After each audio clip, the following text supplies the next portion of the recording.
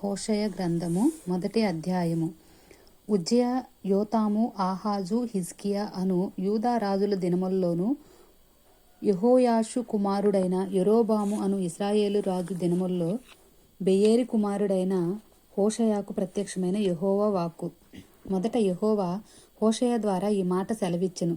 జనులు యెహోవాను విసర్జించి బహుగా వ్యభిచరించి ఉన్నారు కనుక నీవు పోయి వ్యభిచారము చేయు స్త్రీని పెండ్లాడి వ్యభిచారము వల్ల పుట్టిన పిల్లలను తీసుకొనుము అని ఆయన హోషేయకు ఆజ్ఞ ఇచ్చెను.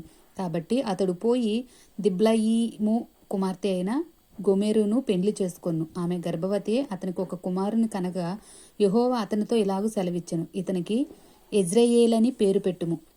ఇశ్రాయేలులో యెహూ ఇంటి వారు కలుగజేసికొనిన రక్త దోషమును బట్టి ఇక కొంతకాలమునకు నేను వారిని శిక్షింతును. ఇశ్రాయేలు వారికి రాజ్యం ఉండకుండా తీసివేతును.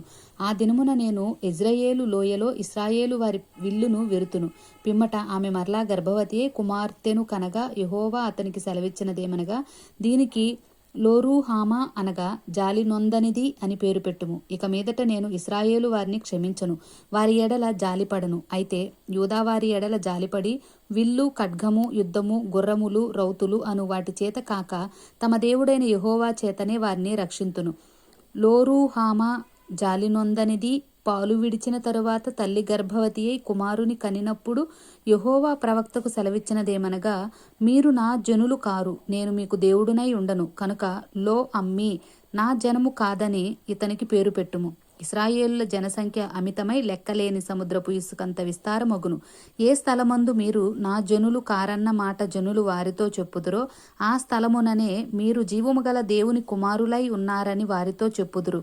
యూదావారును ఇశ్రాయేలు వారును ఏకముగా కూడుకొని తమ పైన ఒకనినే ప్రధానునిగా నియమించుకొని తామున్న దేశములో నుండి బయలుదేరుదురు.